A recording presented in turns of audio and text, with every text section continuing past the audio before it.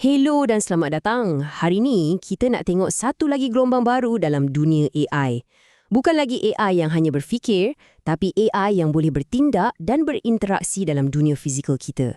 Cuba bayangkan sekejap, apa jadi bila kepintaran yang kita dah nampak dalam model-model bahasa tu tiba-tiba dapat menggerakkan mesin, pegang barang dan bergerak dalam persekitaran kita? Inilah soalan paling besar yang mendorong seluruh bidang AI fizikal ni. Okey, jom kita fahamkan betul-betul.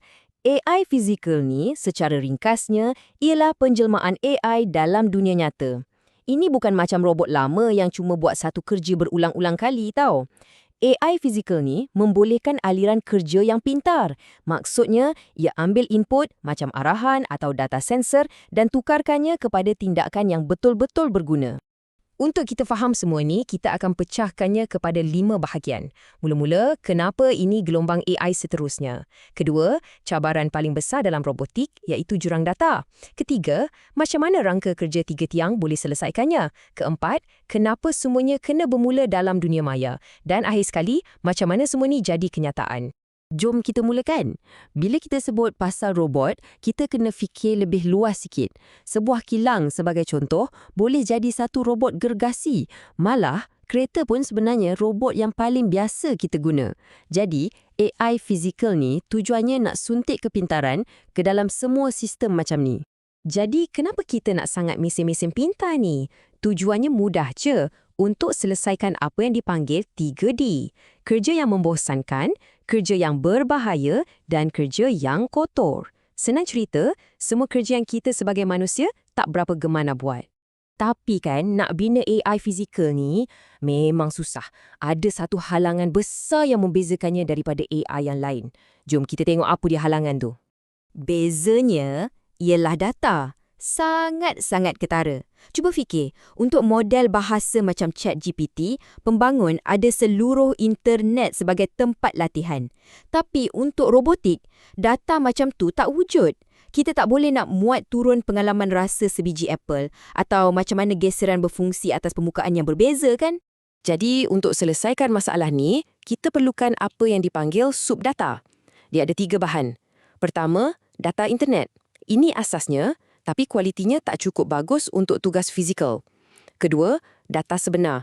Ini ibarat emas. Kualiti terbaik, tapi mahal gila dan susah nak kumpul.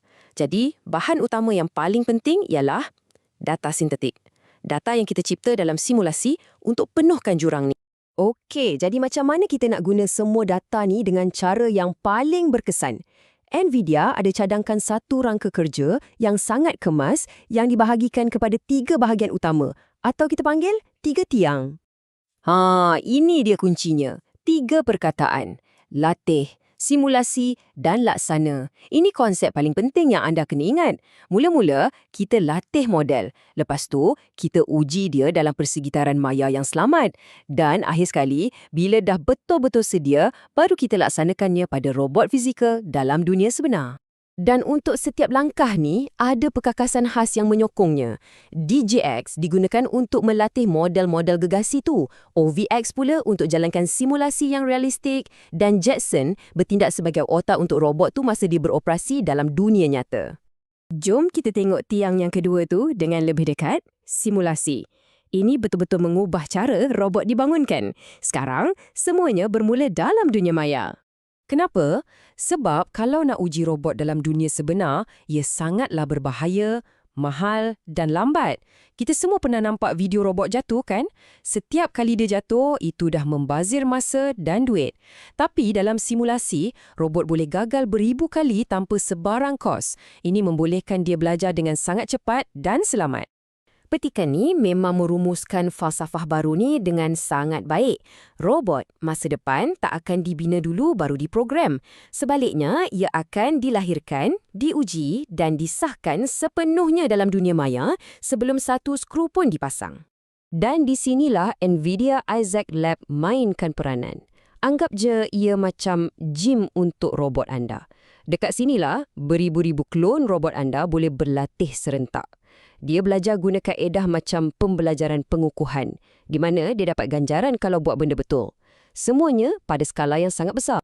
Baik, Lepas modal AI tu dah dilatih dengan data sintetik dan dah diuji habis-habisan dalam simulasi, tibalah masanya untuk langkah terakhir, masukkan kepintaran ni ke dalam badan fizikal.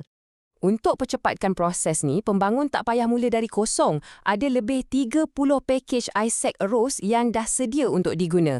Anggaplah ia macam blok binaan Lego yang dah siap untuk kerja-kerja biasa macam navigasi, penglihatan dan manipulasi. Jimat banyak masa pembangunan.